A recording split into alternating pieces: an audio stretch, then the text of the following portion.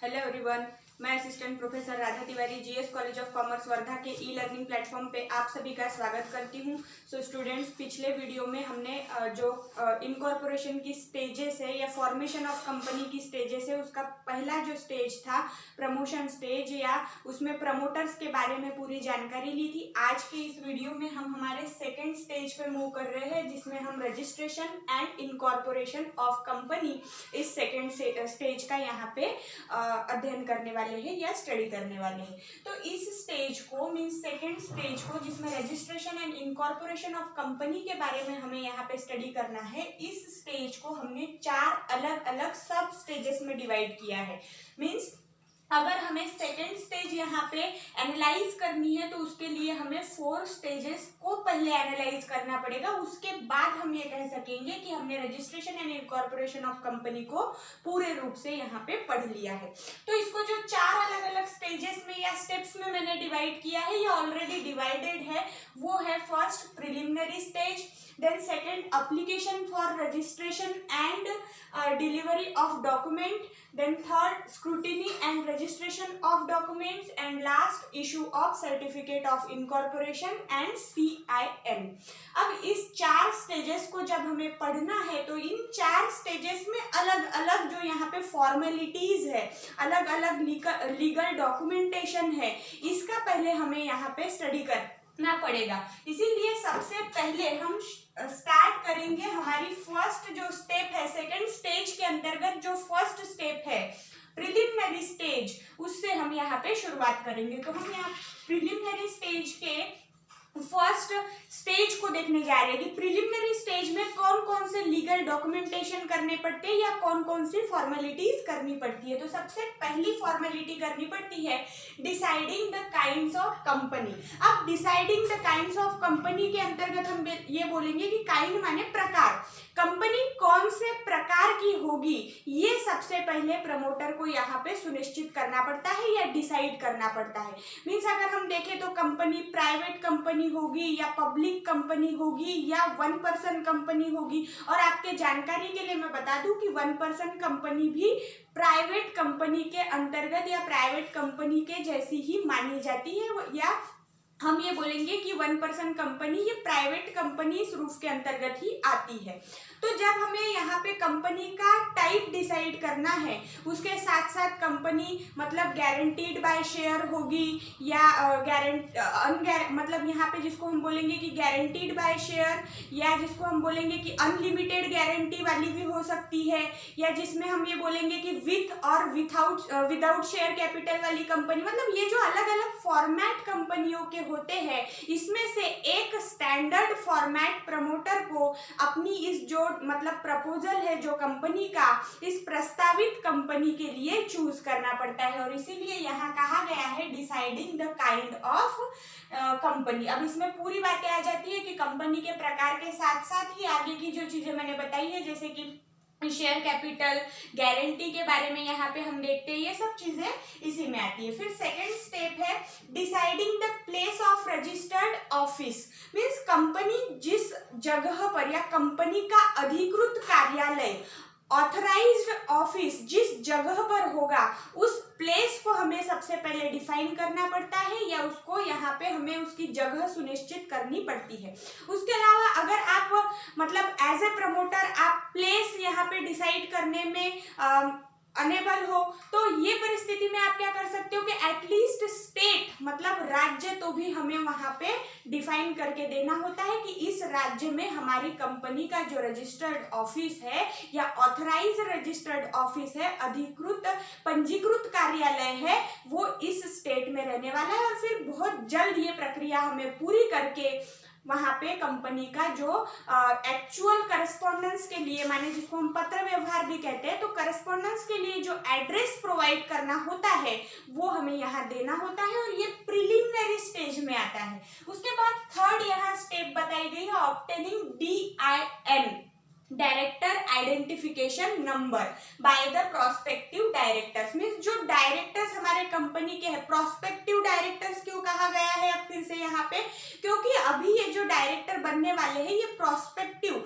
मतलब जिसको हम फिर से प्रस्तावित वाली प्रक्रिया बोलते हैं, तो जो हमारे यहाँ के प्रोस्पेक्टिव डायरेक्टर करने वाले हैं उन्होंने DIN नंबर हासिल करना जरूरी होता है, जिसमें डायरेक्टर आइडेंटिफिकेशन नंबर एक ऐसी यूनिक आइडेंटिफिकेशन होता है या यूनिक नंबर होता है जो एक हर डायरेक्टर को हासिल करना या एक्वायर करना जरूरी होता है। इसीलिए प्रिलिमिनरी स्टेज में, क्योंकि आगे जाके इसकी जरूरत पड़ने वाली है, जैसे जैसे स्टेजेस यहाँ पे मतलब हम स्टेप बाय स्टेप आगे जाएंगे वैसा डॉक्यूमेंटेशन बढ़ेगा, लायबिलिटीज बढ़ेगी, वहाँ पे जो लीगल फॉर्मेलिटी है उसका स्वरूप बढ़ते जाएगा।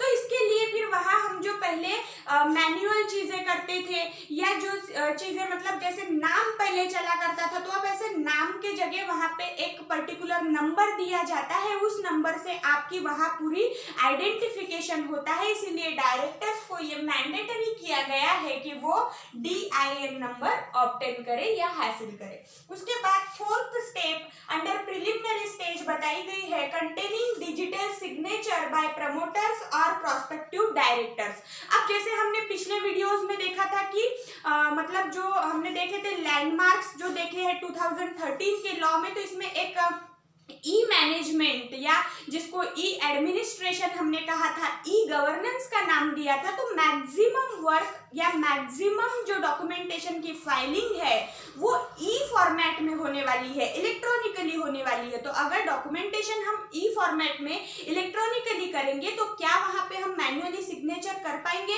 बिल्कुल नहीं। इसीलिए जो मतलब कंपनी में जो मेन पोस्ट पे है, जैसे कि यहाँ पे हम बोल सकते हैं प्रमोटर्स के लिए डिजिटल सिग्नेचर होना चाहिए, प्रोस्पेक्टिव डायरेक्टर्स के लिए होना चाहिए, या इनके अलावा जो ऑथराइज्ड पर्सन होते हैं कंपनियों में, जो मैंने यहाँ नहीं लिखे लेकिन CA, CS, कंपनी सेक्रेटरी या सॉलिसिटर्स, इनको भी डिजिटल सिग्नेचर लेना बेहद जरूरी होता है। तो अगर आप नोट्स बना रहे होंगे तो इस पॉइंट में आपने ये नाम भी ऐड करने हैं, जैसे मैंने यहाँ लिखा है obtaining digital signature bye promoters prospective directors. तो इसके अलावा आप क्या लिखेंगे?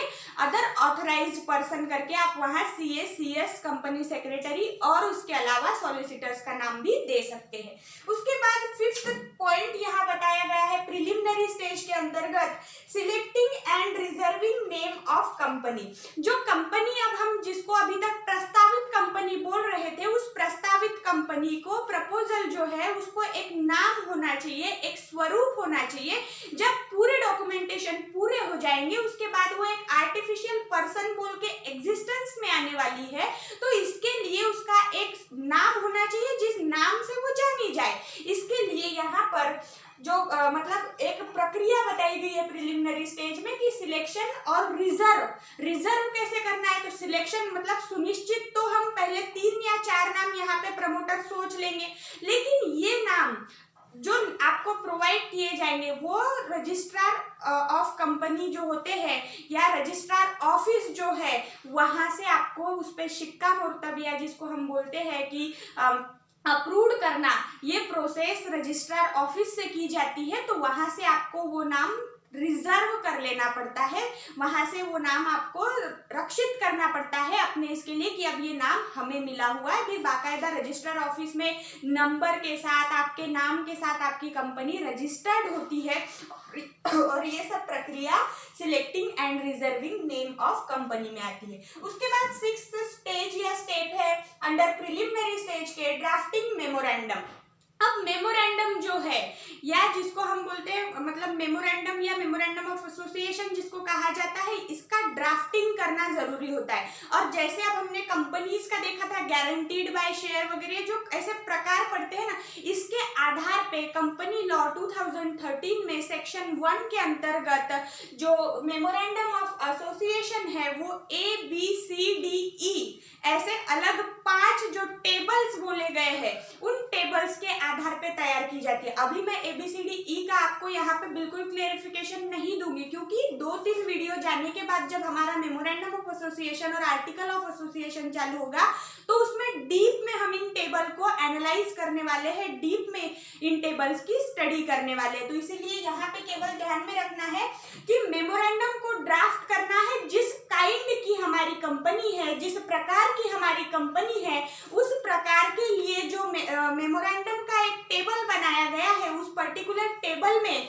हमारा मेमोरेंडम ऑफ एसोसिएशन यहाँ पे फॉर्म होना चाहिए। और ये जो मेमोरेंडम ऑफ एसोसिएशन के टेबल है वो सेक्शन 1 के अंतर्गत आते हैं। उसके बाद यहाँ पे बताया गया है ड्राफ्टिंग ऑफ आर्टिकल्स। अब इंटरनल मैनेजमेंट के लिए कंपनी के अंतर्गत आने वाले सभी प्रबंधन के लिए हमें जो यहाँ पे आर्टिकल ऑफ एसोसिएशन बनाना पड़ता है, तो इसीलिए उसका भी ड्राफ्ट होना। और आपने भी पहले वो 1956 का एक्ट हो या 2013 का एक्ट हो, कंपनी के लिए 2 इसेंशियल डॉक्यूमेंट्स माने गए हैं, first memorandum of association and second article of association. इसीलिए ये दोनों ड्राफ्ट करना, प्रिपेयर करना बेहद जरूरी होता है। तो इसीलिए drafting of article of association भी हम यहाँ पे देखेंगे। जो 7th स्टेप बताई गई है इसके अंतर्गत हम ये बोलेंगे कि यहाँ जो जैसे अब यहाँ टेबल ABCDE था, वैसे अब यहाँ पे टेबल जो बताए गए हैं वो टेबल है F, G, H, I और J। ये भी शेड्यूल 1 के अंतर्गत आते हैं और इसके अंतर्गत ही हमने यहाँ पे ड्राफ्टिंग करनी है आर्टिकल ऑफ एसोसिएशन की। और ये जो टेबल्स बताए गए हैं, अब ये टेबल्स हमें स्पेशली प्राइवेट कंपनी का जो आर्टिकल ऑफ एसोसिएशन है वो इस टेबल के मुताबिक नहीं बनाया जा सकता, तो उनके लिए एक अलग संरचना होती है। और फिर अगर प्राइवेट कंपनी का ही नहीं बन सकता तो ओपीसी का बनेगा क्या? नहीं। इसीलिए ओपीसी और प्राइवेट कंपनी के लिए एक अलग वहां पे जो बोला गया है कि ढांचा बनाया गया है लॉ के अंतर्गत। ये जो है ये पब्लिक कंपनी के लिए लागू पड़ता है। उसके बाद है मतलब वहां ड्राफ्टिंग आर्टिकल की करनी पड़ती है, बट जो टेबल का यहाँ फॉर्मेट बताया गया है वो उनके लिए नहीं लागू पड़ता। उसके बाद 8th स्टेज जो बताई गई है प्रिलिमिनरी स्टेज के अंतर्गत वो है वेटिंग ऑफ द ड्राफ्ट्स। अब ये जो वेटिंग ऑफ द ड्राफ्ट्स होते हैं ये स्पेशली कंपनी की जो हमने यहाँ पे डॉक्यूमेंटेशन की प्रक्रिया की है, ये जो सब प्रोसेस की है, इनमें कोई मतलब ऐसी गलती ना रह जाए, मिस्टेक्स ना हो जाए, इसके लिए ये प्रोसेस स्पेशली मानी जाती है कि जो ड्राफ्ट्स बनाए जा रहे हैं वो बिल्कुल प्रॉपर वे में बने, उसमें जो गलतियां है, जो मिस्टेक्स है वो एकदम 0 के बराबर हो, बिल्कुल नहीं के बराबर हो, इसके लिए ये स्टेज होती है। फिर 9th नंबर की स्टेज बताई गई है प्रिंटिंग ऑफ द डॉक्यूमेंट्स। अब जो यहाँ पे मेन डॉक्यूमेंट्स है जैसे कि मेमोरेंडम है, आर्टिकल है, इसकी प्रिंटिंग करना ये कंपनी लॉ ने मतलब एक रिक्वायरमेंट है अंडर लॉ, तो ये रिक्वायरमेंट हमें भी फुलफिल करनी ही पड़ेगी। तो इसके लिए अगर प्रिंट कर सकते हैं या कंप्यूटराइज जो होते हैं लेजर प्रिंटिंग की जाती है उसके आधार पे भी हम प्रिंटिंग कर सकते हैं, लेकिन प्रिंटिंग करना इस डॉक्यूमेंट की बेहद जरूरी होता है। उसके बाद 10th स्टेज है स्टैंपिंग। अगर मतलब जो डॉक्यूमेंट्स बनाए हैं उन्हें स्टैम्प करना बहुत जरूरी होता है। फिर है डेटिंग, डेट डालना, स्टैंपिंग के बाद की डेट हमें कोई भी वहां डेट चलेगी लेकिन आफ्टर स्टैंपिंग वो डेट होनी चाहिए। फिर 12th स्टेज है obtaining signature of the subscriber.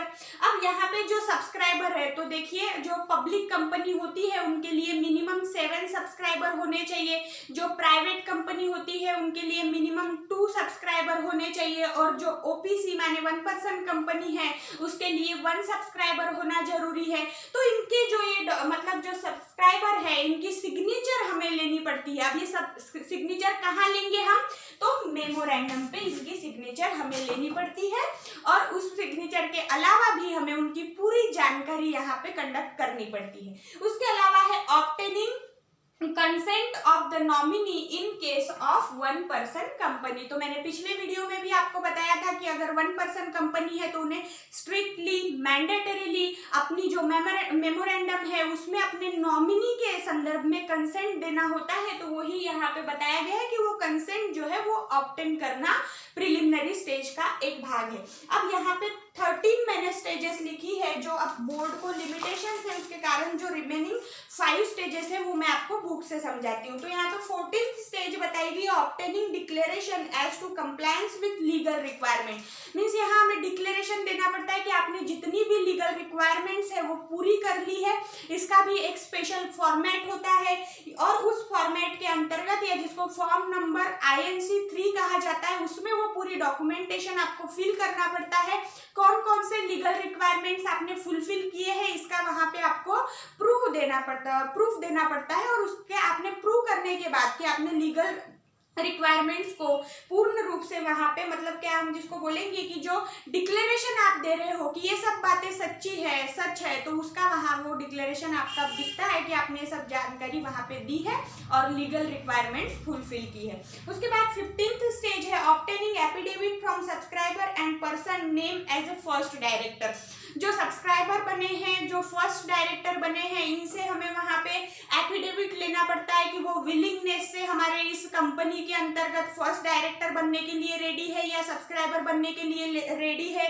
उसके अलावा हम यहाँ पे बोल सकते हैं कि जो मेमोरेंडम होता है हमारा, उसमें जो फर्स्ट डायरेक्टर का नाम हमें डालना होता है, उसके बारे में भी यहाँ पूरी जानकारी या उस जानकारी को प्रदान करने वाला एफिडेविट हमें यहाँ पे लेना पड़ता है। फिर नेक्स्ट जो स्टेज है वो है ऑब्टेनिंग पर्टिकुलर्स ऑफ सब्सक्राइबर और डायरेक्टर्स। मीन्स अब यहाँ पे जो पर्टिकुलर्स क्यों वर्ड यूज किया गया है, तो जो सब्सक्राइबर या डायरेक्टर्स है इनके नाम, उनका ऑक्यूपेशन, डिस्क्रिप्शन, फुल वहाँ पे मतलब उनकी जानकारी, ये सब चीजें वहाँ लेनी पड़ती है सब्सक्राइबर की भी और डायरेक्टर्स की भी। और इसके अलावा जब सब्सक्राइबर की जानकारी वहाँ पे दी जाती है तो सब्सक्राइबर की जानकारी जब हम लेते हैं तो वहाँ पे विटनेस एक रहता है, फिर वो विटनेस अपनी पूरी जानकारी प्रदान करेगा। अगर सब्सक्राइबर इलिटरेट है मतलब वो और सिग्नेचर नहीं दे सकता, जैसे यहाँ पे सिग्नेचर लेना थी ना उन लोगों की सब्सक्राइबर्स की, तो अगर इलिटरेट सब्सक्राइबर है वो सिग्नेचर नहीं प्रोवाइड कर सकता तो उनका थंब भी लिया जाता है और उनके थंब के साथ एक रिकॉग्नाइज पर्सन से वो थंब अप्रूव किया जाता है कि ये उसी सब्सक्राइबर ने दिया हुआ है। फिर उसके बाद जो स्टेप है वो है obtaining consent of the director. सब डायरेक्टर से कंसेंट लेना होता है। फिर 18th नंबर की स्टेज बताई गई है obtaining approval of the sectoral regulators. अब जो सेक्टोरल रेगुलेटर्स है, जो मैंने आपको फर्स्ट या सेकंड वीडियो में ही इसकी जानकारी दी है, जैसे सेबी है, आरबीआई है, आईआरडीए है, एनएचबी है, नाबार्ड है, तो इन सब का हमें यहाँ मतलब इन सब का नहीं, आप यहाँ पे स्पेशली हम ये बोल सकते हैं कि जैसे कि आरबीआई या सेबी, अब कोई ऐसी आपकी जो आप जिस कंपनी को फॉर्म कर रहे हो, अगर उस कंपनी पे भविष्य में जाके कोई ऑब्जेक्ट आ जाए तो इसके लिए पहले ही आप अपने सुरक्षा के लिए, अपने सिक्योरिटी के लिए सेक्टोरल जो यहाँ पे रेगुलेटर्स है उनसे अप्रूवल ले सकते हो। तो ये प्रोसेस भी हमें प्रिलिमिनरी स्टेज में ही करनी पड़ती है। उसके बाद लास्ट यहाँ पे बताया गया है ड्राफ्टिंग कॉन्ट्रैक्ट्स। अब 19th नंबर की स्टेज जो प्रिलिमिनरी स्टेज के अंतर्गत है वो है ड्राफ्टिंग कॉन्ट्रैक्ट्स। तो प्रमोटर को यहाँ पे कई कॉन्ट्रैक्ट्स ड्राफ्ट करने पड़ते हैं on the behalf of company, और फिर जब ये ड्राफ्ट होते हैं कॉन्ट्रैक्ट, तो हमने उस दिन एक प्रिलिमिनरी कॉन्ट्रैक्ट्स करके एक पॉइंट देखा था कि जो शुरुआती दौर में इनिशियल स्टेज में जो कॉन्ट्रैक्ट्स किए जाते हैं वो सभी कॉन्ट्रैक्ट यहाँ पे जो ड्राफ्टिंग कॉन्ट्रैक्ट है वो प्रिलिमिनरी कॉन्ट्रैक्ट्स को ही ड्राफ्ट करने की प्रोसेस प्रिलिमिनरी स्टेज में की जाती है। सो स्टूडेंट्स, आज हमने यहाँ पर हमारी सेकेंड स्टेज जो फॉर्मेशन ऑफ कंपनी की है उसको स्टडी करने के लिए शुरुआत की है। उस सेकेंड स्टेज में फर्स्ट स्टेज जो प्रिलिमिनरी स्टेज है उसके 19 अलग अलग स्टेप्स को आज यहाँ पे एनालाइज किया है, स्टडी किया है। आई होप ये आपको समझ आया होगा। Thank you.